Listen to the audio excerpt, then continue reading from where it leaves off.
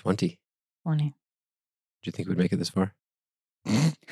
This is an accomplishment of some sort. 20 is an accomplishment. It's a big one.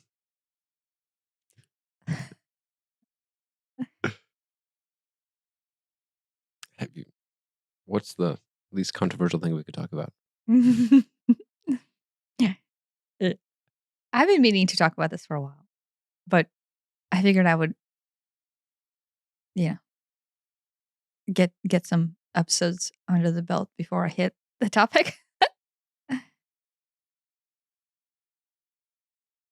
Of religion. Religion. Oh, it'll go down as a fan favorite. Sure. And we have, you and I discuss religion a lot in various aspects. Right. And we have brought up religion before on the podcast, like just by the mere nature of how I was raised and how you were raised. But this one, I wanted to go and not so much like our experience with religion, but an overarching overlook on religion. When you say religion, do you mean like organized religion? Yes. Organized religion. What would be the alternative? Like a cult religion? Or? No, I mean, that's maybe like a less organized religion. But I mean, like, as opposed to, like, religion means a lot of different things to a lot of different people. Under the religion umbrella could be spirituality or belief in a creator. But yeah, no, we're talking about specifically the well-established world religions. Yeah. Yeah. Christianity, Islam, Judaism. I would be, I don't know if I can draw the same parallels to Buddhism, but maybe a little bit. Right. I mean, Buddhism, they say we're not a religion. We're just a way of living. Yeah. Same thing. Yogananda's Self-Realization Fellowship is not a religion, but I would bring them into this. Right. So it's more of the, right. Organized. Isn't that interesting that as organized as Buddhism, maybe it's not less, it's counting less than the SRF. Yeah. I would say Buddhism, there's an organizational structure, there's hierarchy, there's things. And so that's money flows up. Money, right? And so because it's such a sensitive topic, I want to preface it with a lot of asterisks. One, we're not pro against any religion. Right. In fact, I would say all religions are correct. I would agree. To the point where I would go, pick anyone. And you would be listening to the correct words. Asterisk. If that word is in love and acceptance. Yeah. Which is what the goal of all non-religions and religions and any organized spiritual type of movement. Yeah. Yeah, I mean, I would agree with you there. And so that is what I wanted maybe to discuss is that nuance, is the correctness of it all, and in fact, quite literally the oneness of it all. Yeah. And then at the same time, maybe shine light, not in a negative perspective, but just a brushstroke overview of how things present themselves in differentiation from that. Yeah. We can bring in personal examples. Sure. Just with an idea that we're bringing them in, just to say, here's the experience we had, and here's how it was presented to us. Do you want to start off with that? If you want to. I mean, you have a lot of examples. I don't. I mean, I'll make it short and sweet.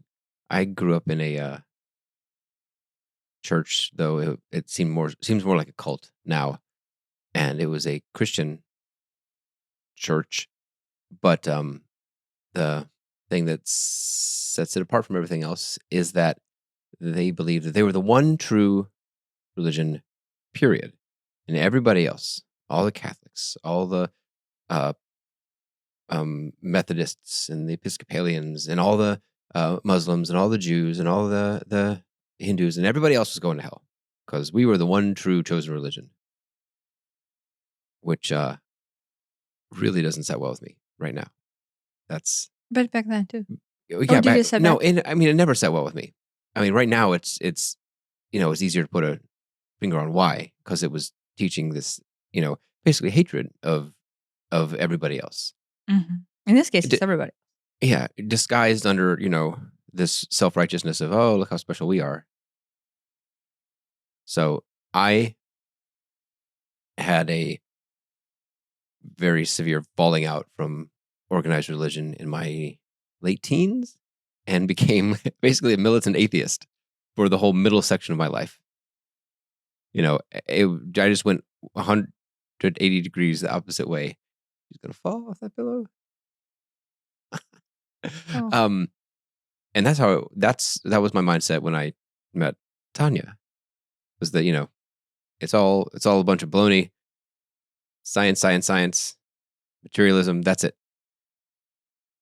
Now, I have since come around, and while I don't practice any particular organized religion, I would describe myself as spiritual, and I do believe in you could call it a creator or a source or a oneness that we are all part of. In this position, there's no us versus them. There's no I've got to convert people. There's no it's you do believe that, you don't believe this. Oh, that's cool. If it works for you, that's cool. That's all that matters, is that it works for you. Beyond that, I now, and this will probably be offensive to some people, but I view in as much as I view all religions as, maybe other than the one I grew up with, as right. I think they're all mostly right, in as much as they're all very similar, right? What are some of the fundamental teachings? You don't kill anybody, you don't steal, you try to do good, all these things. Yes, I agree with all these things. I don't need the threat of hell to stop me from killing and raping and stealing and stuff like that. And everything else on top of that. Do we go to this church? Do we go to this synagogue? Do we go to wherever? Do we do it on Saturday? Do we do it on Sunday? Do we drink the wine? Do we do whatever? All that to me seems like extra fluff. No, that will be offensive, but fluff on top of the core message, which seems pretty unified across the board. Be good. How you worship the particular God is different here versus there, but yeah, the core message, I'm most of it at least, I'm down with. I agree with that. But all the fluff on top, the bureaucracy, the money flowing up, that's where I start to have my own problem with the organized religions. Besides the money and the bureaucracy, I guess with me, it would be quite literally the opposite of the intent of any core religion Right. to teach hatred. Right. That's where it's really diverged from what the true message. You be careful because there's Jay These there. two don't like each other. So, well, I think Jay just doesn't like anybody. But Yeah. she's deaf, so she has no idea that there's a cat right here. That's it. Uh-oh. I'll have to get down. There's a cat. Right. Yeah, right. I'm not sure. Oh, yeah. That's right there. You can just hear it scratching at the chair. Daddy's surrounded. But this Jay has no idea. So maybe I should say this before we proceed. One of the channel messages that I recorded. I don't know if you listened to this one or not. This is not a shot against you. I know you tried to cut up on all the listening after the last shot. I caught up more this morning. You did. Yeah. You're like, shit. I can't have another podcaster going telling me I don't listen to her channel. I got the last two this morning. You can weigh in your opinion on this later. There you go.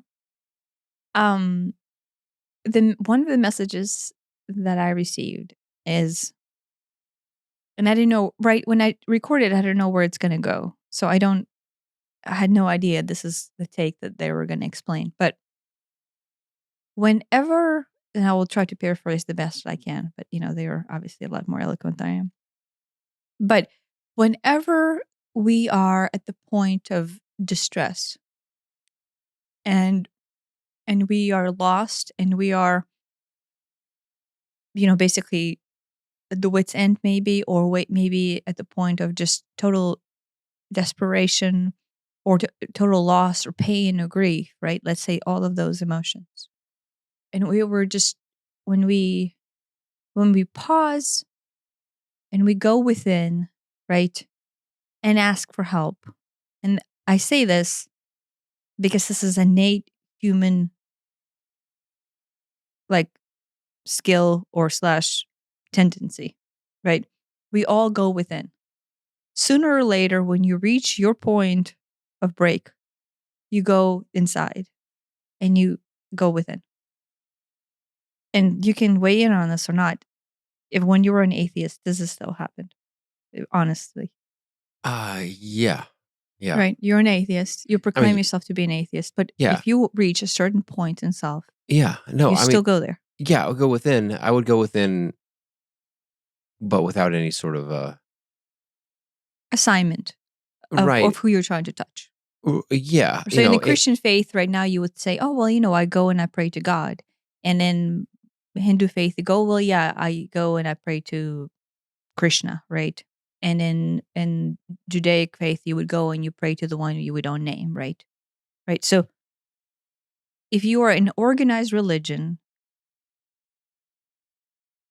that has a deity that sits at the top of a hierarchical structure based on your particular religion, you think you would actually go in and pray to that. Yeah.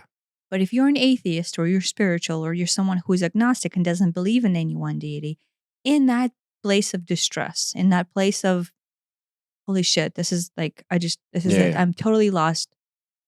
You would go into that place regardless. Right. And yes. And I'm not, it wouldn't be Jesus help me, but it would be like, basically let me find the strength to do this. Yeah. And you don't have to word it as a prayer. Right. You would just go within and I'm like, please help me. Or like, please give me hope. Or please, Yeah. You surrender. In that total surrender. In as much as you're not looking for the external Jesus to literally give you the strength, you're more looking for, let me find the strength within myself. Yeah. And the prayer is not external, it is internal. Yeah.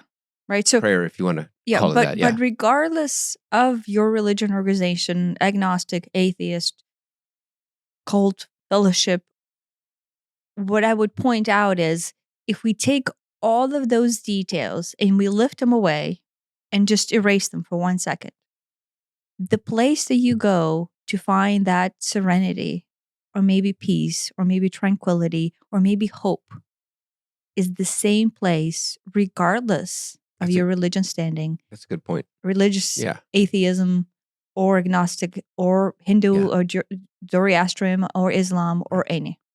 And so their point to me was, look at you at the essence of your core, right? Like look who you are at your core without the nuance and without the fluff.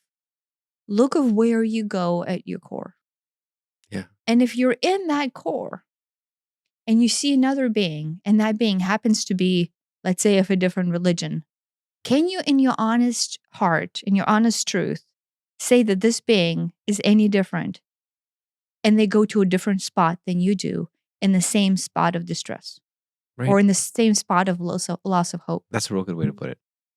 And so I sat there and I thought, oh my God, that's it. There's nothing else necessary for us to see the oneness within ourselves than to actually reach deep within us and feel the place where you go in that moment. And then look at somebody else, let's say across from you, and go, guess what? They have that same spot inside them. Right. regardless of the religion and the Right. belief and the structure and the fellowships or the Right. cults And or anything. they may label it The labels Jesus or something are else, but irrelevant. that doesn't change it. Yeah. It's irrelevant. It is irrelevant what your label is. Inside your core, you are connected to the essence of creation. All religious messages at the core start out with an idea that you will be connected to the essence of creation somehow. The goal of the religion is to connect you to the essence of relation, and that love and that peace and tranquility that gives you hope and strength, and then allow you to function from there, to see that within you as the core. That is the beginning of all religions, Yeah. period. Yeah. And then everything else and all the details that we might or might not discuss, but probably will, is just fluff created to separate, to judge, to instill some sort of sense of I versus them, Yeah. which is all a lie. Right. There's a lot of I versus them in religions. I mean, there certainly has been crusades and just But it's nuts. there was somebody that we listened to on Gaia. I don't remember who it was, and maybe one of the documentaries that we watched. And the guy talked about his children, and he's a theological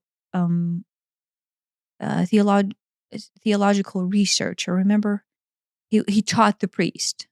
Oh yeah. And so I don't remember the details now because this was a couple of months ago. But the gist was, and I think I brought it up in the podcast. The gist was, Yeah. he came home and he was talking to his daughter, and the daughter was asking him, why does religion teach hate? And he was some form of Christian.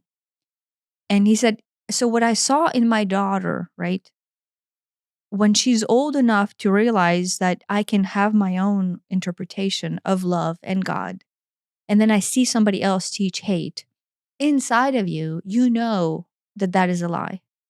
Yeah.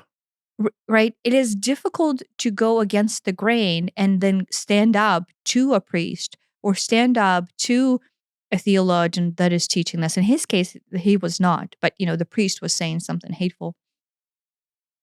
And this is basically kind of the story of you when you became old enough to go, wait, we're teaching hatred. Yeah. I mean, You rebelled. sometimes it was implicit and sometimes it was very explicit. Yeah. And so you rebelled because guess what? At the core, you recognize that frequency of God or source or oneness or existence is love and light. And when you go into a facility, in this case, Church of Christ, that teaches hatred, that is in complete opposite frequency to the love that is the essence of all religion and is the essence of all life and creation. Yeah. Yeah. Right. I mean, the gay people were explicitly called out as, this is just an abomination, straight to hell. And, they could point to scriptures which say or imply that, okay, but Do the scriptures particularly say that? Or do they read between the lines and derive their own meaning? they, so if a man lies with a man and it's a sin against God, something to that effect. Okay. We But, have also we should bring in that the Bible was rewritten. It's also, an eye for an eye and a tooth for a tooth. Was And, this Old Testament? There might be some in the New Testament too, but there's a lot in the Old Testament.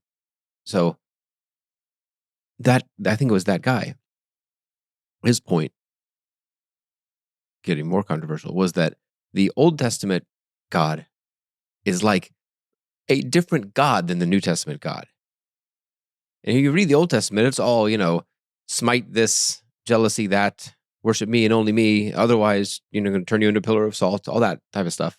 In New Testament, Jesus is, love and light.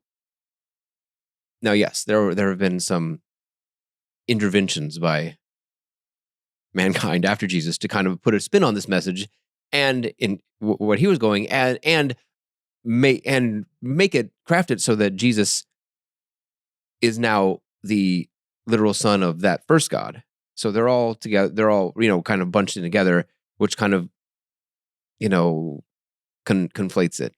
Well, what all of that comes down to is the problem that you and I have is manipulation of message Yeah. for control, for hatred, for justification of hatred, for justification of separation and differentiation. Right. I mean, this may not be as subversive of a example, but John Dee kind of led the creation of the King James Bible, which is one of the most popular ones, or at least was. I don't know if it still is. English translations, and he had an agenda in there.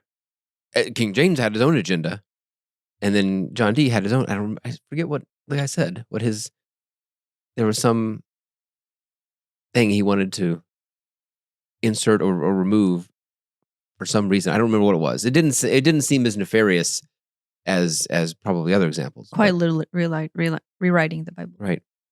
Yeah. And you know, the Bible as it stands today is this kind of like, I don't remember. Was it the Nicene? Where they got together and like, well, this book's in, this book's out. Yeah. And then plus, in 1940, whatever, the Nag Hammadi texts were found. The Gnostic texts, probably 1st century, 2nd century AD texts, from early Christians who would probably have a better sense of the more recently departed Jesus than we do. And they're vastly different from the accepted canon of the New Testament. Yeah. But only because they were found and then later they were discovered in the 40s, right? Yeah, in the 40s. 1940s, right? But of course, they're obviously in the spirit of the divine guidance, they were found after the world has basically lost the touch with the true essence of Right. teaching of God or Jesus or whatever you want to call it. What just kills me is the story that it was these brothers that found it because they were out looking for some Egypt, firewood right? in Egypt. We just heard Nag this. Hammadi, Egypt, and they didn't know what they found. Well, they found these urns, these clay urns or pots, and they're like, well, maybe there's a jinn inside, a genie, or maybe there's gold. Let's break it open and find out. And they break it open, and there's these texts, and they're like, I don't know. And so they take it back, and their mother ends up burning some for heat. And it's like, oh, what have we lost? These literally priceless papers. Yeah. Well, we have most of them, so. Yeah, but we found them at the time when the humanity needed to start to see the truth behind the message as opposed to the details. Yeah. Right. Yeah. And we, a lot of people might agree or disagree with the conspiracy theory of the altering of the Bible or anything like that, because we have manipulated it a lot and there's all these versions and there's all these interpretations of the versions, right? I mean, right, we're reading it in English, which is far removed from the original Aramaic, Hebrew. I'm not sure. The opening lines of Genesis,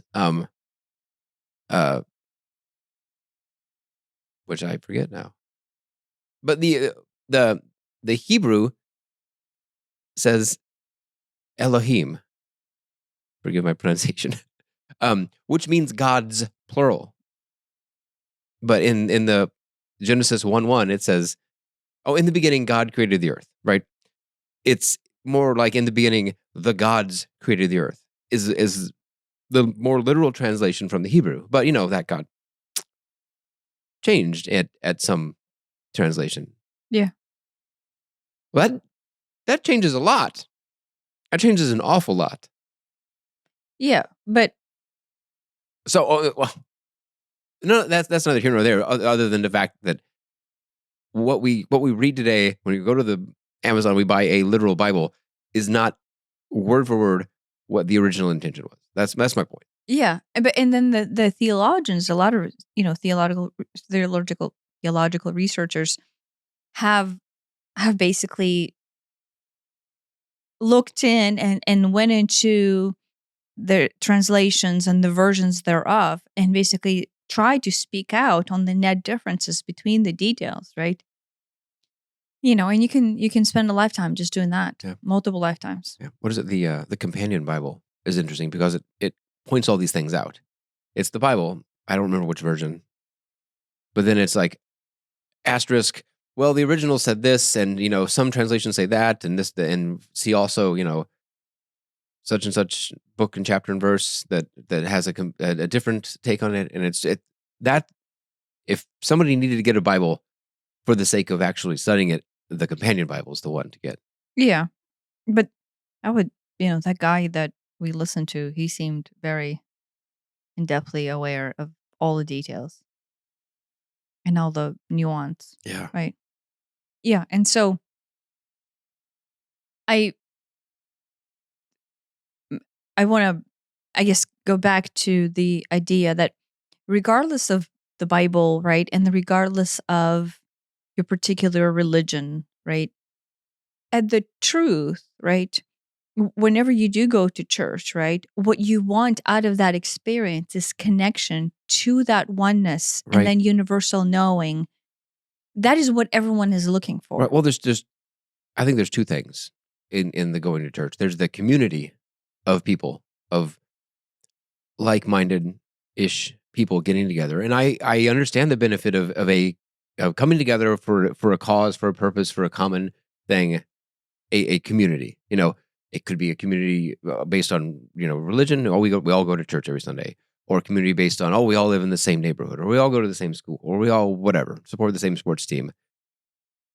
Yes, there's the community, but then there's also we all come together for the purpose of let's say worshiping or whatever. Yeah. The danger in my mind about the problem with coming together as a community is it very easily turns into us versus them.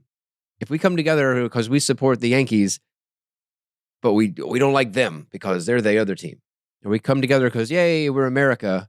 Yeah, but we don't like pick another country.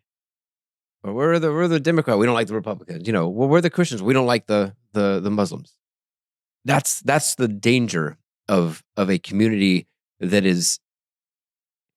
It can really easily go there. I feel. This is completely maybe even off topic, and then there's other people who go to religion to church to show off their status. Yes, there are many. There are almost churches that feel like they're designed for that. Yeah. So if we're not going to address that the status seekers and then therefore showing off, because that's not what the intention of God is. There was that even at the small church that I grew up in. Yeah. Well, I mean, it's probably everywhere. There's that at school. You go to school and there's what car do you drive? What clothes do you wear? Who do you know? Yeah, but the church amplifies that. The church, that was. If it's us it was versus, really blatant. If it's us versus them at the church that you went to, then it's by default us versus them inside the church as well. If the message is us versus them, to any degree, any us versus any them, then by default that would also breed in separation between us and anyone else within the church as well. Right. The faction turns into smaller factions of, Yeah, the message is the same. Right. If there's such thing as them, then by default, you're saying that there's us who's right. And then if you dilute that to, in the form of distillation, which is what all energy is, the macro message will distill itself to the micro message, right? Yeah. Then it's us versus them, period. Yeah. There's all kinds of ways you can divide that. The church I grew up in was not a big church. Like 150 was like the record attendance. And it was never, that was like once. But it's, let's say there's 80 people there any given Sunday. It's really like, 10 families plus 10 extended families plus a whole bunch of, smaller families, right? And so it's, well, there's this family. There's 10 of them, or there's 8 of them, or there's 15 of them, or whatever. Well, yeah, and we don't like them, and they, and we are better than them because we have a nicer car. Yes. And then look how posh I am and not posh they are. So it turns on into... And we use the word posh, so that makes us extra posh. Right. That turns into a popularity contest. Right. Or a show-off contest, which, again, we are saying all of these things because, you could get very passionate about all these nuances. But at the core, it's doing a disservice to the ostensible goal of going to church and trying to be more one with your right. That's the goal, right? Or that Trying to live- innate yeah. connection to the, let's say, love that you feel towards the greater whole. Right. Right? If you don't put word God on it, Yeah. everybody still has that within them. If I'm talking right now, whoever's listening, I bet, regardless of your religion, you can connect into that heart space, the abundant space of just exuberant love and passion that some people would classify as God or Jesus or Muhammad, or, I don't know if people worship Muhammad that way or not, or Krishna, right? That love. And then you would go, yeah, that is what it feels like to love Krishna, or this is how it feels like to love Jesus. That's Right. great. No, it just feels Apply that to everybody too. that is what it feels like to love yourself as part of the creation. That's what it feels like to love. Period. Yeah. Somebody, was it Robin Monroe? I think I brought him up last time. I still haven't started reading his book, but he called it super love.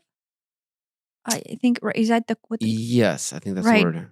And so it's that love beyond earthly comprehension. What you feel in Right. that expansive state of being is super love. Maybe languages other than English have better words, but we have the word love. And it's like, I love my wife. I love my cat. I love pizza. I love baseball.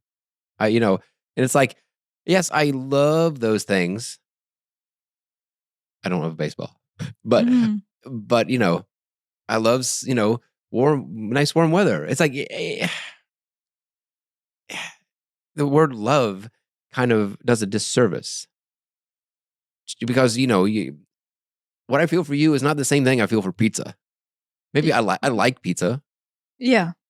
But I like you too. So that's nice. Thank you. I appreciate it. But you and pizza are not on the same plane. For some people, pizza might be higher than their wife. For some people, that's a different topic. But it's unfortunate that we don't have a universally agreed upon word for these different types of love. And then there's brotherly love, or was that agape love? I think it's agape love. There's romantic love. There's all these different types of love, and we just have it all. We have one word that kind of describes anything from pizza to my best friend to my wife or my children. And it's like, well, we got one word. But I would say, is there a reason for that? And then is that because we have to discover the actual meaning of that word on our own? Maybe. Right? Maybe. The word love is thrown, he's not going to appreciate this, but I'm going to say it. When our son started talking to his friends about the ideas of love, and the teenagers started to discuss the ideas of love, people just throw that word out like that. I love you. I love you. Been dating for 2 weeks. I love you. I love you. Right. And I have always said to him that, there's this meaning behind that word that should come from the heart. Right. And it takes a while for somebody to identify that feeling. Not to be thrown around lately. Yeah. And so if you mean it, go for it. Yes. But don't go for it because the other person said it, or you're pressured into it. Or that is a social norm. Or that's even worse. It's a social norm. Right. And so I have always been under the impression that the word love takes time to interpret, to bloom, to actualize within your heart. And then it shouldn't be just thrown around like word pizza.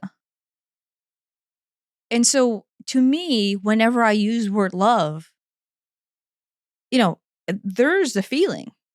There's an innate feeling of abundance and joy and peace. Right. And if I feel that towards someone in front of me, or if I feel that towards pizza, then I know I'm honest with myself whenever I use that word. And thus I'm doing justice to the pizza and to someone who I'm saying I love you to, because that love is all encompassing and it is coming from this greater expression of my being. Hey, is it the Eskimos who have like 47 different words for snow? Because there's this snow and there's that snow, and to us it's snow is snow, but there's these different. Maybe there's a language where these are. Correct me if I'm wrong. In Russian, you would say "I love you," but you wouldn't say "I love pizza." In general, pizza. Maybe I love this pizza pie, but I love the idea of pizza. You would have to word it in a very different way, or not. Like I don't know. I'm not the most greatest linguist in Russian as far as grammar and rules go, but you would say, "Я люблю тебя" or "Я тебя люблю." Yeah. And those would have different, like "Я тебя люблю" would be you love, Right. and then "Я люблю тебя" would be I love you. Right. But those are roughly equivalent. Roughly equivalent. At least to me, the first one carries more energetic charge than "Я тебя люблю" or than "Я люблю тебя." I don't know why, but they're equivalent. Russian's very fluid with word order, from what I can tell. And then, if you were to say, I don't know, I guess I never grew up eating pizza. Maybe potatoes, I guess. Sure. I would never use word люблю, love, for potatoes. That's what I'm talking about. Yeah, so I would say I like. Yeah. Мне нравится картошка would be like I like potatoes. Yeah, but I would never say I love potatoes. Because it like linguistically doesn't make sense. You know what? Я люблю картошку. You might say я люблю картошку. I thought. But that would be weird based on how I was brought up. Well, I when I was listening to one of the Russian things, the lady was like, "Yeah, love is the Russian word любовь." Yeah, it's very reserved for love. It's reserved for a concrete thing. I love you, the person, or I love this cat, but it's not. I love cats. I love the idea of cats, or I love the idea of pizza.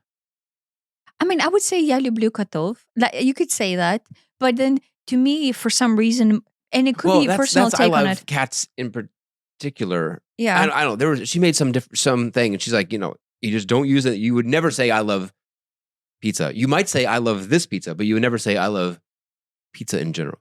I think we're off topic. Yeah, I don't know. I'm not. I know you keep on studying Russian and you keep on having all these rules, and you ask me about them. And I'm like, I don't know. Being a C-level student in Russian, which is my first language, does not fit well for advice to you. I think I was actually a B-level student in Ukrainian though, and C-level in Russian. So that tells you something about. Well, I'll just say something, and you'll be like, "What?" And I'll just be really, really convinced that it's the right thing to say. Yeah, be like, "I think you're wrong." You'll just go along with it. Yeah, I was like, I think. Pretty sure you're wrong. Yeah. No, and it could be. I would say my word for love, or my interpretation of love, has been so finitely tied to the feeling that within me, now this is probably my personal interpretation, within me, to use word love towards something is like a big deal. Yeah. I don't throw it lightly. Yeah. Now, I know I say I love flowers all the time. Right. And I say I love potatoes all the time. But I actually love flowers and potatoes. Like, yeah. Like, it does give me that, like, Right. I am just so appreciative every day that the flowers exist. Right. And most of the day, I just walk around imagining fields of flowers. And I'm ecstatically happy about the fact that there's a potentiality of flowers in the world. I probably throw it around too much because when I say I love pizza, I mean I really like eating pizza, but it's not like the best thing in the world. I don't know if I've ever had pizza that I would say, "Oh my gosh, I love this." I've had some good pizza though. I mean, we had some good pizza, but I would not apply word love Yeah. to it. I mean, maybe I casually throw it like, I like it. if you get hungry enough, Yeah. and you will eat anything, but then that anything happens to be really, really good food, Yeah. then that overwhelming feeling of joy does flow through. That's the thing. And you're like, oh my God, this is incredible meal We ever. can think of a handful of times we've been, especially on a trip, and we go to just what turns out to be an amazing restaurant. And we're like, oh my gosh. Yeah. That's different somehow than just having Domino's delivered. Domino's, Yeah, no, remember when we were overheating in Page, Arizona after Horseshoe? and we got that And we Domino's. got Domino's. That was good. That was good Domino's. That's the best Domino's I've ever had. Well, we were overheating. We were starving. It was late. And then we checked into Home 2 Suites. It was COVID too. It was COVID. We checked into the Home 2 Suites and we ordered Domino's. Well, I didn't know you could have Domino's delivered to a hotel. I mean, it's kind of obvious. You could have Domino's delivered anywhere. But I'm like, what are they going to do? Are they going to call me? Are they going to come to the room? Do they stay in the lobby? I don't know what to do. That was our first pizza ordering to a hotel room. Yeah. No, but that was good Domino's. Right. So yeah, Home 2 Suites I was talking about, and Domino's. There you go. I was just thinking about the that pasta you had in. Oh my God, that pasta was incredible. You know what I'm talking about? Yeah, I know what I'm talking about. It had truffles. Truffles. It was truffle and cheese. They like cooked it in the one of those big Parmesan cheese wheels, like 2 feet big, and it's been all hollowed out. They just mix it up in there. Yeah, well, they get the cheese onto the. Oh stuff. My gosh, it was not even Italy. We have had good Italian food, but this was better, and this was Portugal. I don't remember the city. Braga. That was outstanding. Mine was good. I got some tortellini. It was good, but yours was. We're still talking about it. Good. Yeah. Maybe you know what. So I love that pasta. That was incredible. Your pasta. That was incredible pasta. Maybe you should put a link to the restaurant in the notes. Okay. And here, so if somebody ever makes it to Portugal or to Braga, because this place is like it's on the main strip, which usually people are like, oh well, don't eat things on the main strip. We just happened to. We were like, okay, I guess Italian. Well, no, we were just walking out of this little shopping area, and Braga's gorgeous, but they have this main little area. And the car was just right there outside. We're like, oh, we're running out of chances for food. Where can we go? And then, whenever somebody has the restaurant menu displayed right there, like in Europe, they just have restaurant menus displayed on the little wooden stands outside of all restaurants. Yeah. And usually you're like, you don't think maybe through our personal experience, they're not the best restaurants, period, whenever they're on the main strip. Yeah. But with us, it's tricky because we have to see the menu because we're vegetarian. The kids are not. The kids are really picky. Yeah. And it's like, can we all agree that this place will have something? Yeah. Well, Italian is usually easy between the bread and the pasta not having to have any meat in it. Portugal is known for the Knights Templar around there, who the ways stories are told, were these upholders of the early Christian faith and traditions, and fought in the Crusades and this, and some of that is true, but there's a book by Freddie Silva linked in the show notes that has more of a different, maybe more accurate history of them, and then that they kind of founded Portugal back in 11 something or other. What's his theory on that? I mean, I know they participated in the Crusades and Christian Crusades. Yes, and possibly they got something out of Jerusalem.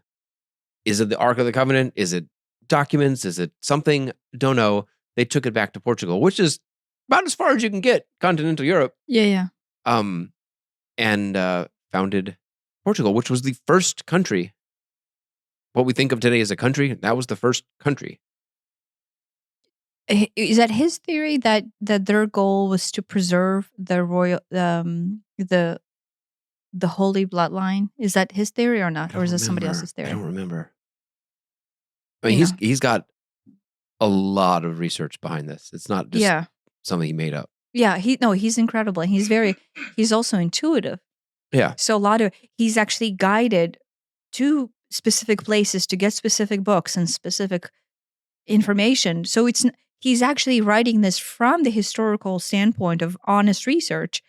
But then the magic behind him is he's guided to these places to find these incredible books. He's Portuguese by birth. but I guess moved to England early on.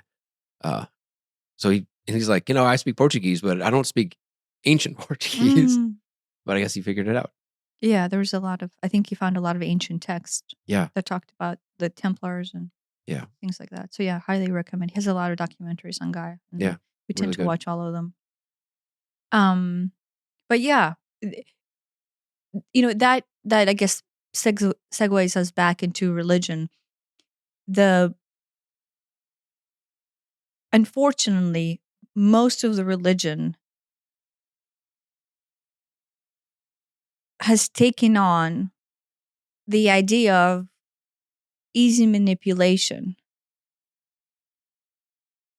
it being a tool for easy manipulation. I feel that is true, and that's probably hard for a lot of people to hear. Yeah, but I think that is the disconnect right now, why most people are questioning their religion or possibly even get angry within themselves, because that feeling of love and oneness that they feel within, that they thought or think should be something that is provided to them by religion, is not being met by the religious, standardized religion or organized religion means. And in fact, religion is shining its true light now by propagating the opposite of what the people come there looking for. Right. And so whenever I will say this, most of the hateful comments that I get on our YouTube channel here are with people angry about existence of any other thought outside of their religion, Whatever their one religion happens to be. whenever their one religion happens to be. Yeah. And majority of them are Christians, right? So they feel threatened to the idea that someone else can find love outside of Jesus or outside of Oh, God. we've talked about it in the past. It's like, what? You're not religious? Why? How? Wait, someone said to Aiden, "Oh, you don't go to church, but you're such a nice person." Yeah. And it's, having those two things connected is, I think, really dangerous. Well, but right through this teaching, through this manipulation of thought and language, some religions teach hatred in such way, and in this case, to where, oh, guess what? You're not a nice person unless you go to church. Unless you go to our church. And then, yeah, and specifically, unless you go to our church. And so the kids, right? These are tiny little kids, are confused why someone can be so nice and not go to church or not go to their Christian church, right? Right. And so we're teaching through this hatred Some sort of xenophobia. I mean, it's a hatred of that the group of other, people. the other, And the other. if it's this Christian versus that Christian, that's one thing. If it's this Christian versus a Muslim, oh my gosh. Yeah. And so unfortunately, There's this. I think a lot of I think there's a lot of fear, and I think 9/11 made it a lot worse, that American Christians have against all Muslims, especially Muslims who live in the Middle East. I mean, but that's just prejudice. Yeah, but it's prejudice under the guise of religion. But but this was instilled within the rhetoric all the way from the origination of Christianity. Some people are going to get appalled by this, but Jesus's teachings, right, were all of love and light and acceptance. And at no point did Jesus want anybody to hate any other group. In fact, the only thing that Jesus actually taught was acceptance. Correct me if I'm wrong, all the biblical stories of Jesus was to teach acceptance. Right. Which is the big difference between the Old Testament and the New Testament. Old Testament was get on my page or we're going to kill you. New Testament with Jesus is love everybody. Here's the one true way. Follow me, Jesus, maybe. Although maybe not, because I don't know that he ever said to follow him. I thought I heard that he never said. Jesus's teachings were to find God within. But there's never hate these people, kill these people. There's none of that. Yeah. So at any point when a Christian rhetoric teaches hatred of either another religion or another sexuality, whether it's gay or trans, whether it's just another Christian church, It's a red flag to me. well, can you honestly see that message? Could you see Jesus up there teaching that? Can you see that as Jesus' truth, as something that Jesus would have said out loud and then thus walked around earth preaching? Yeah, I can't. Right? And what puzzles me is, and I think this might come down to strength, is if someone goes to church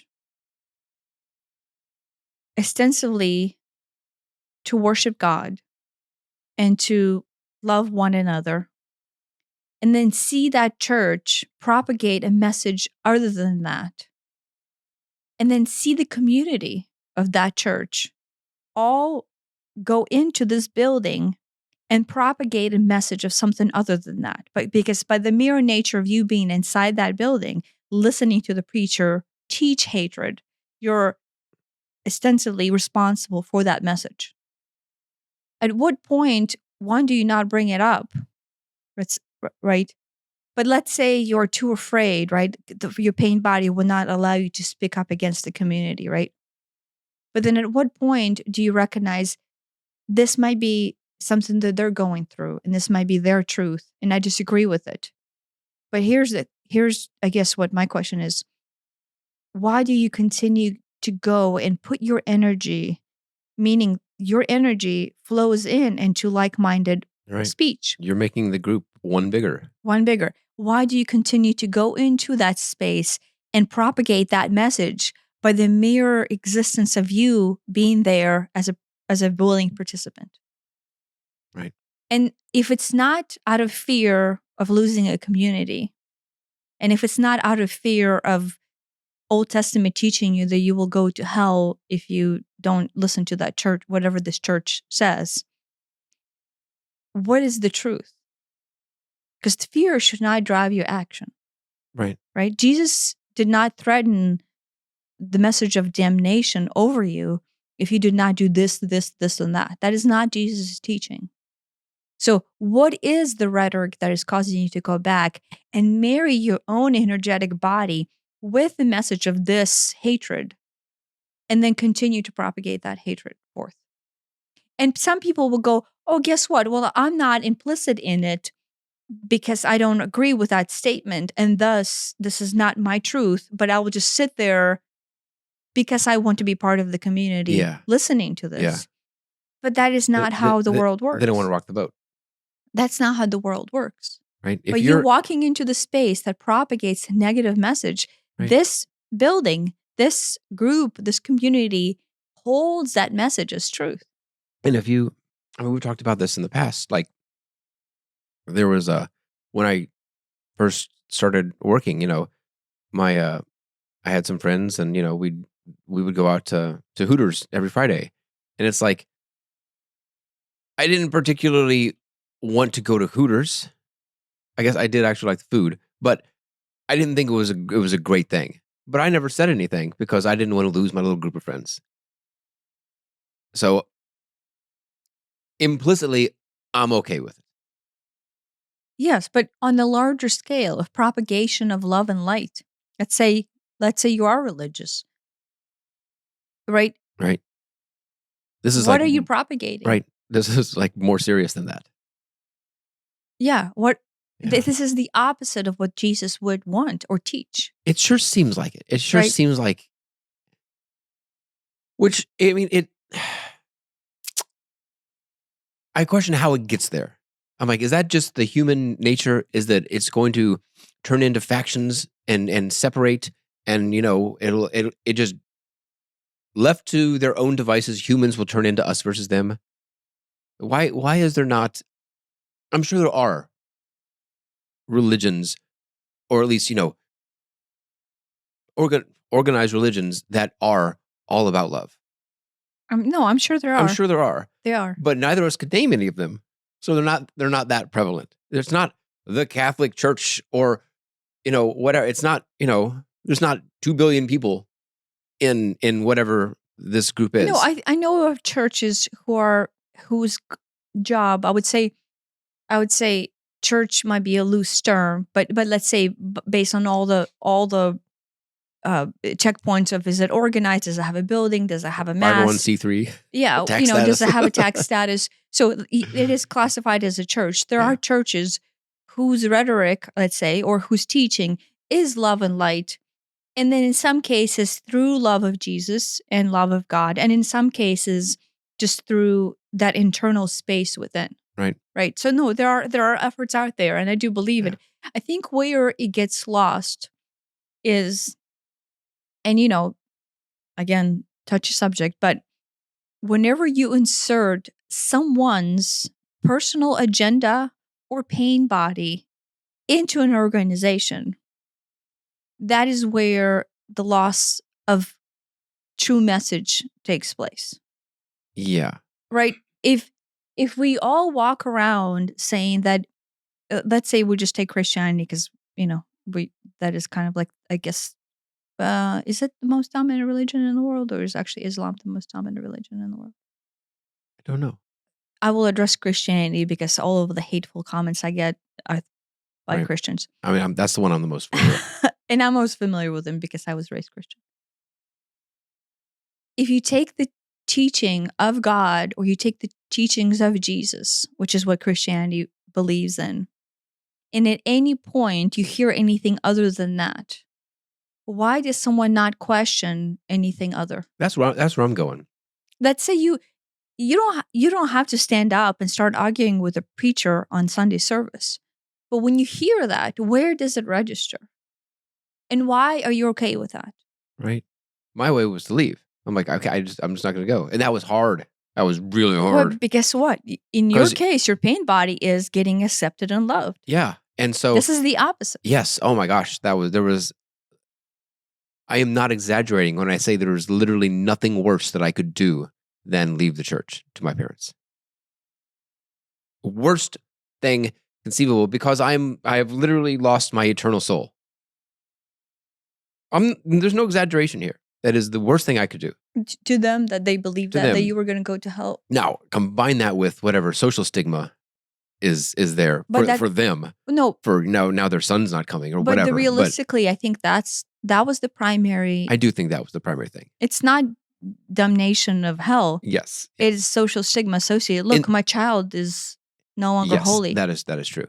But from the purely religious standpoint, that's the ostensible reason. I was going to say something.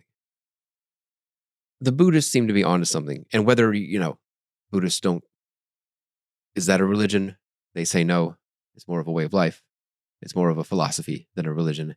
But I haven't met any angry, violent Buddhists. They seem to have their stuff together. They seem to be, accept everybody. They're not. I'll come back to this in a second. They're peaceful, nonviolent. That's the whole idea is nonviolence. That's the whole, one of the main ideas. Yeah. There's a lot of going in Buddhism. Going inside yourself. Yeah. I mean, I'm not trying to propagate or preach in your religion, just because you and I went to the Buddhist temple, but I wouldn't classify myself as a Buddhist. Yeah. But the idea of sovereign understanding of what it means to be spiritual or religion, and then understanding coming from within, and then you declaring your religious identity or declaration of self through the religion, is what Jesus taught, or at least implied through his teaching of finding God within, finding divine within. There's plenty of scriptures where Jesus said, the kingdom of heaven is found within. Something to that effect. Yeah, but what that means is again, reiterating on my previous point, when you go into that space where you're, let's say you are at a complete loss and you're feeling the most hopeless you have ever felt, and you touch on that thing within, right? That gives you even a glimmer of hope in the darkest hour, right? That is the within. That is the God. That is the source. That is the oneness. And regardless of religious upbringing, everyone has that. And so Buddhist technique is to connect to that through meditation. Yeah. Connect to that space through meditation. Yeah. Right. And I'm not, meditation is not a religion. No. But what it does is it helps you break through the clutter and the traffic that is hatred, that is judgment, that is everything that is not the teaching of God in from the Christian standpoint. That is not love. That is not love from the human standpoint. The more meditation, the more self-reflection, the more going inside that you do, the more you become aware of your thoughts. And the more you become aware of your thoughts, the more you become aware of where they're stemming from, what triggers this and that, how your thoughts and your emotions are connected. And it's like, oh, this, this doesn't set well with me. Well, why is that? And you start contemplating that. Yeah. But if the idea, if you're sitting in a space in a church and they're propagating hatred towards any group, if you don't see that as love and light, or just love, the love of God, the love of Jesus, and you agree with that statement, Explicitly or implicitly? well, let's say implicitly. Just by not objecting? No, just by actually agreeing. Oh, explicitly then. Oh, yeah, sure, explicitly. Then I would really advise to look within and see why hatred is something that sits within your body. Right. Why is it okay for you to agree to hatred? Right. And hatred takes many forms. Well, but judging someone else for being wrong and then hating them for it. Yeah. Is hatred. Yeah. Or if you see a message of someone who is talking about love and light, but instead of saying it's from Jesus, but it's from Buddha, why does that make you angry? Right. Why the anger? Right. If it's the same message, but it's coming from someone else's God, not your one true God, quote. Why anger? Why anger? It's the same message. If shouldn't the message be able to stand on its own, regardless of who's saying it? Yeah. If the worst person in the world got up and said that same message, that doesn't mean that they're a good person necessarily. It means you happen to agree with them on this one message. Separate the message from the messenger. Well, no, but what causes someone to judge and deem this message as wrong, even though it is the message of unity? It's the same message. Yeah. Right. And I would say, well, that message then registers incorrectly, you register this message as different because within you, there's a separation between us and them. Yeah. You don't even see the message. You don't even hear the message. You can't even connect to anything in your heart. The message is no longer the important part. It's us versus them. It's my clan versus your clan. Yeah. This is going to be a bit cynical, but I think the whole recruitment, most religions want to increase their numbers, right? Which almost definitionally is at the expense of some other group, right? If I'm going to add 10 people to my thing, they were something else. Maybe they were agnostic. Maybe they had no religion. Well, that's 5 less agnostic people and 5 more of us. Do you think they look at it that way? And then there's a financial incentive to it too, because the more people we have, the more donations we get, which pays for the building and the electricity and the minister's salary and all those things. That's really cynical. It's hard for me not to look at it that way, at least to some degree. No, I can see how it would get that way. Any organization has to pay its bill, and sooner or later it becomes a numbers game. Right. But if it becomes a numbers game, then you kind of have to look within Right. and see I mean, why are you participating in the numbers game? there becomes a, almost survival instinct to recruit and grow members. Yeah. Because if we don't, have so many people, we need X dollars to pay the bills. Fact. Realistically, we need Y people to make X dollars because people are the average donation is $20, let's say. I don't know. We don't have Y people. What are we going to do? Go bring your friends. It's I don't know, but the way I guess I see it is if groups of people, individuals, and then combined are functioning in a state of pain or a state of scarcity or state of need to impress or need to accomplish, then none of the actions coming out of their being would be anything other than those pain bodies. And you and I have been talking about that forever. yeah. So the mere nature of you having congregation members or, Hindu members or whatever, who are just human trying to make the best of it, coming into the space that is meant to be love and light, we would just still have them be themselves. If they're doing zero work or unconscious about why they need to meet the quota of 10 convertees per Right. week, I don't know. I don't know. Getting dangerously close to a Glenn Ross thing. How is this different? Right? I How mean, is this different? If you're living in pain, right, and you're functioning, right, a lot of people, we've went somewhere, I don't know if we should say it or not, but they had sign up, become a member, you know, and it was that the whole rhetoric of membership, become our member. And it's not a church.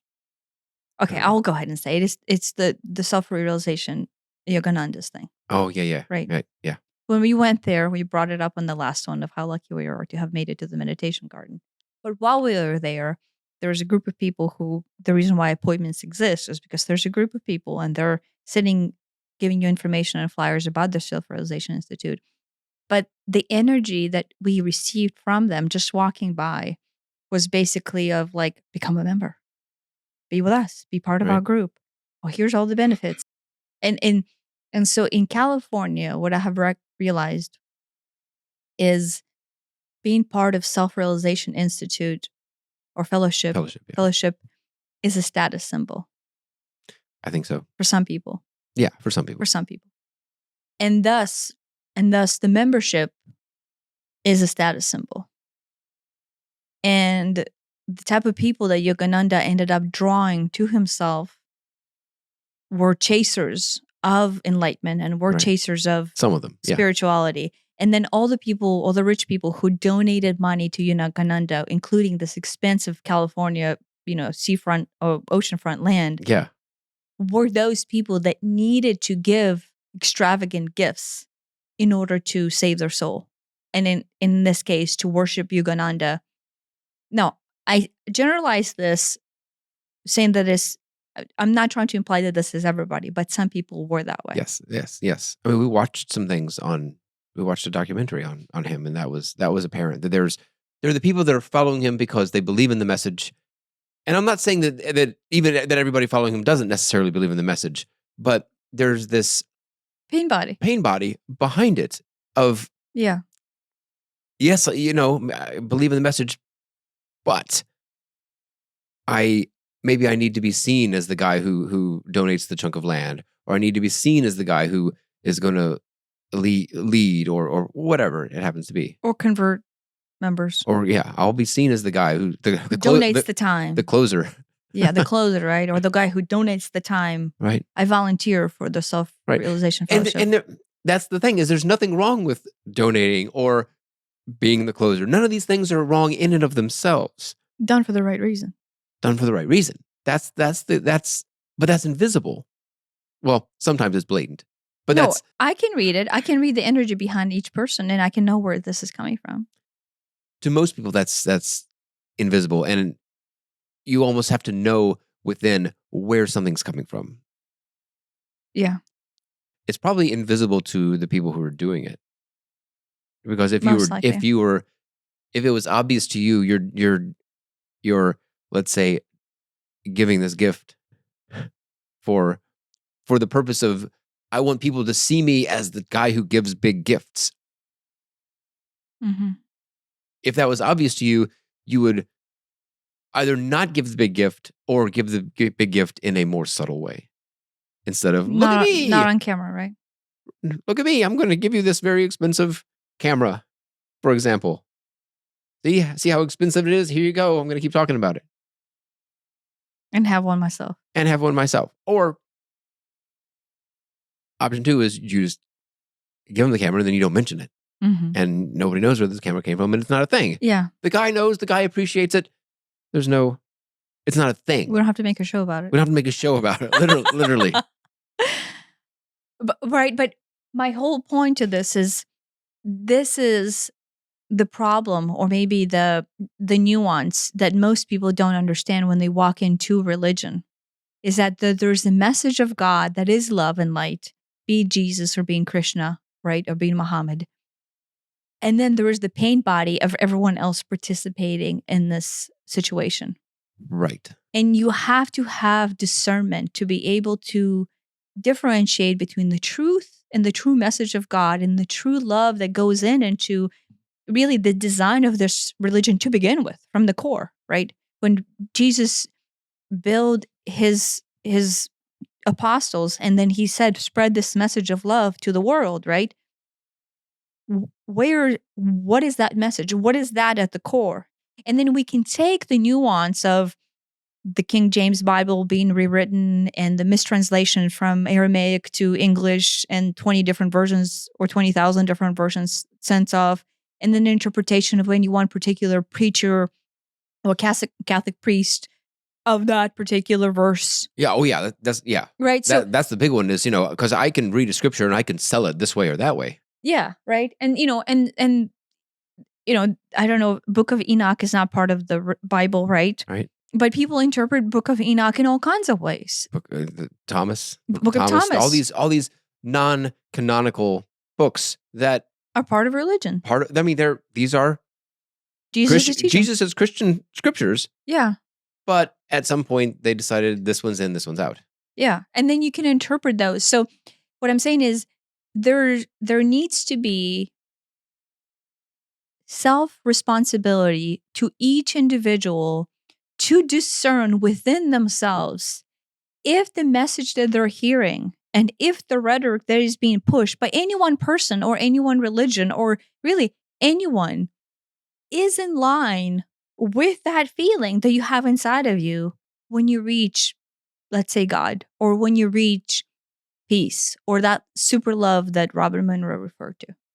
If that is the truth, right? Because everyone has that within them. Like, we are designed with that as an essence of us.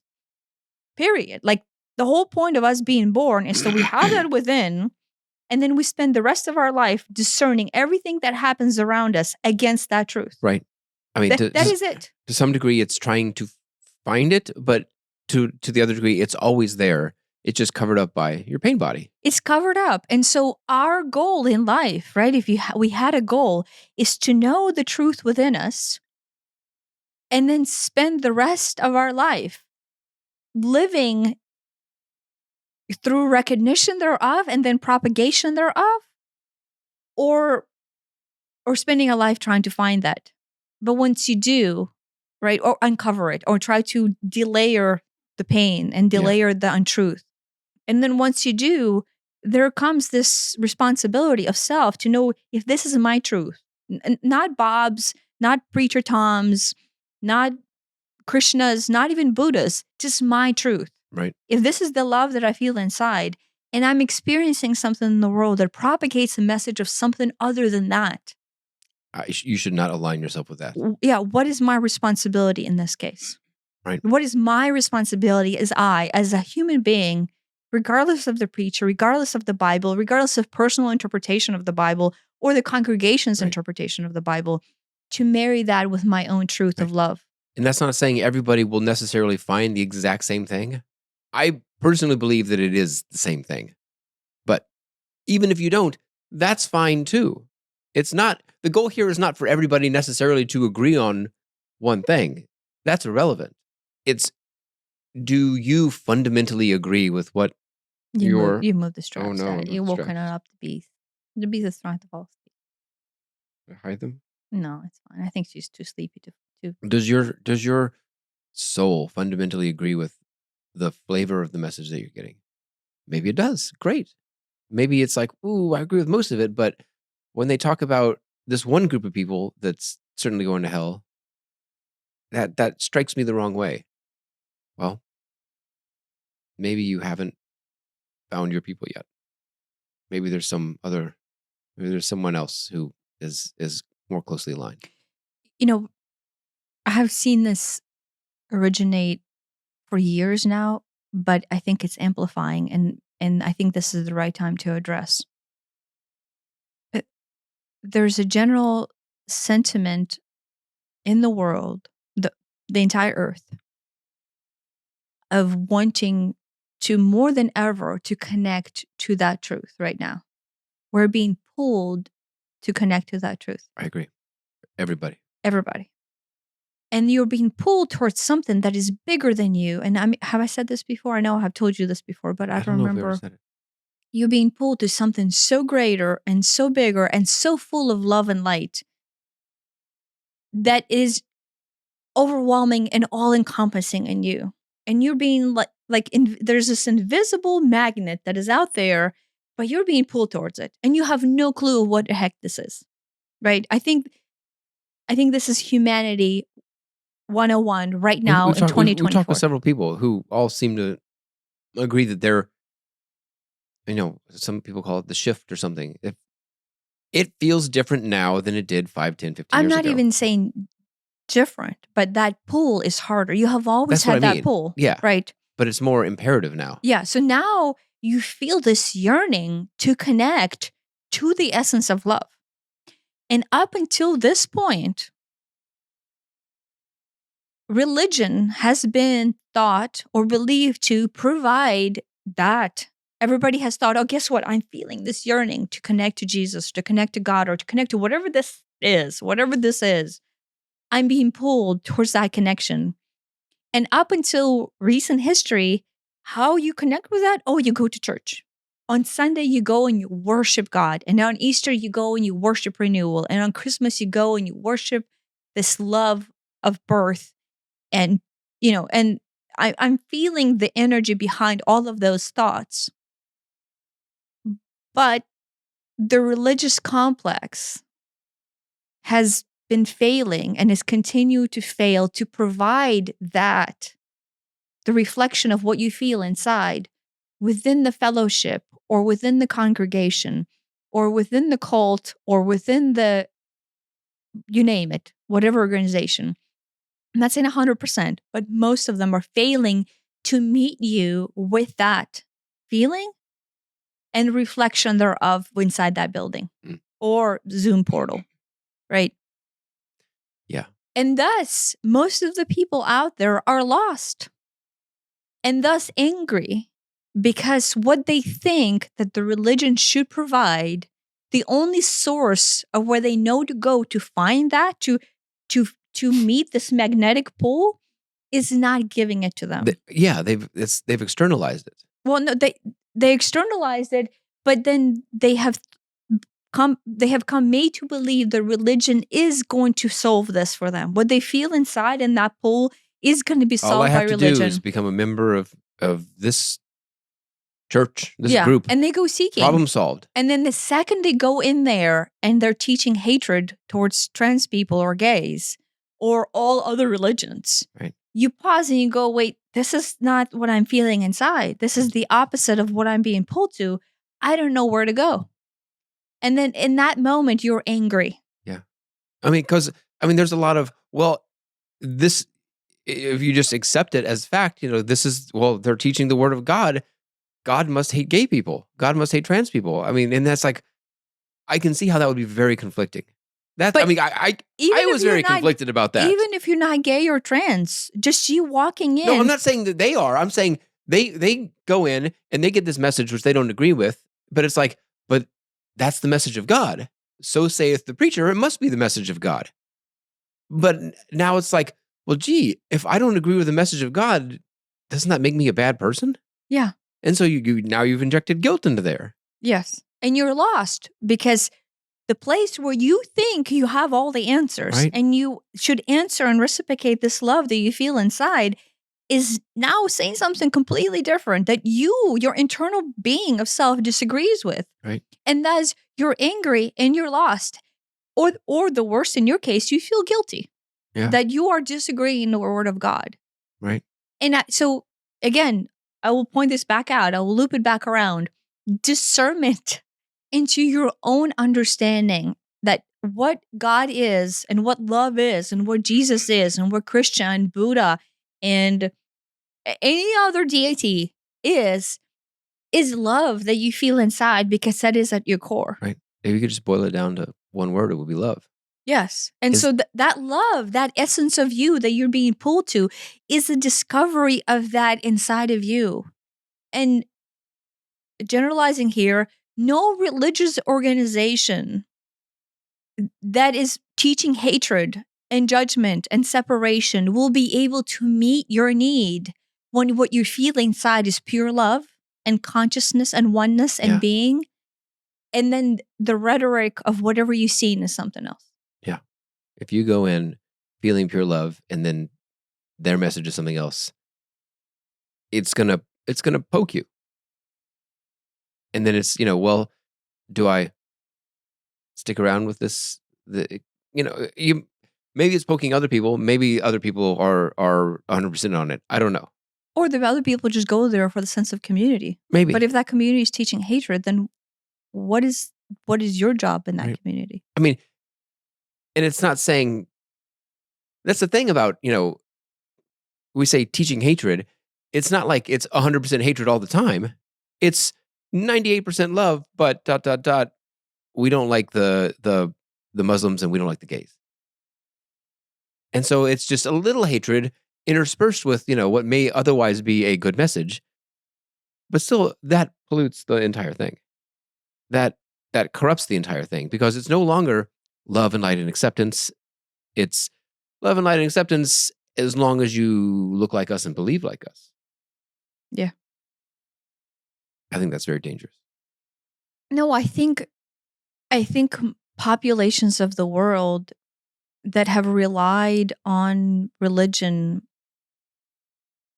as their guidance towards that innate feeling of truth within them are starting to draw short on that knowing or feeling if you're relying on a rhetoric that is not kosher, right? That if you're going to a place and the status of your job and the clothing you wear and the type of car that you drive and how much money you make and what does your 10% look like is at any way a story, I would say it is hard to just kind of go, oh yeah, well, I don't like that part about the church and I don't like the fact that they hate trans people and gays, but everything else is fine. I would caution. And there's a lot of business connections I can make there. Yeah, but I would caution, what is that you're marrying yourself with? Right. If you're making that choice. If you go, yeah, and that's not good, and that's not good, and not that good, but everything else is fine. Yeah. And the people seem to be okay. You knew someone who went to your church, right? Who I respect for the most part, I guess. I don't know them well enough, but I respect them. But then I question, how can this human being that I respect and is ostensibly a nice being go to this church that teaches complete hatred of all other religions?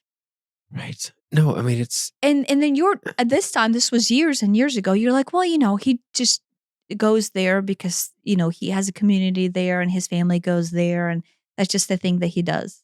And I'm like... Yeah. Wait. Yeah. But I mean... You cannot... Right? It becomes... What are you inside? On some level, it becomes the default state. It becomes, well, we go there because we've always gone there. Why are you this religion? You're this religion Most likely because your parents were that religion, right? So you inherit it either through birth or through marriage or whatever, and it just sort of sticks. And it's really easy to maintain the status quo. Oh, Oh she's my hot. She god. had to rotate. Oh, I should go. My goodness gracious. It's so easy to maintain the status quo. Well, we've always gone on Sunday. Why would we not go this Sunday? Yeah, most of the time the message is good, but every now and then it's, we don't like these people. No, I think it's momentum that keeps a lot of people there. momentum or fear. I think that's the same thing. I don't know. Again, draw back to there is a knowing in here. There's a call and the pull to truth, regardless of your religious standing. And if anything is making you uncomfortable, the intuition should, send red flags of like, wait, what am I hearing right now? Yeah. And then maybe the overall standpoint, then you would go, where do I feel the love that I can propagate forth? And I'm not saying abandon religion. I'm just saying find a place within that holds that anchor into your truth. But your truth is the truth of the divine, Yeah. regardless of your religion. I honestly believe that. I mean, I know I'm talking about religion, but the spiritual essence of us has that energy within us, even if you're an atheist. Controversial topics. Yeah. But yeah, Yeah. anything to add on? I'm good. Guess we're probably out of time. Wrap. That's a wrap. Thanks for listening.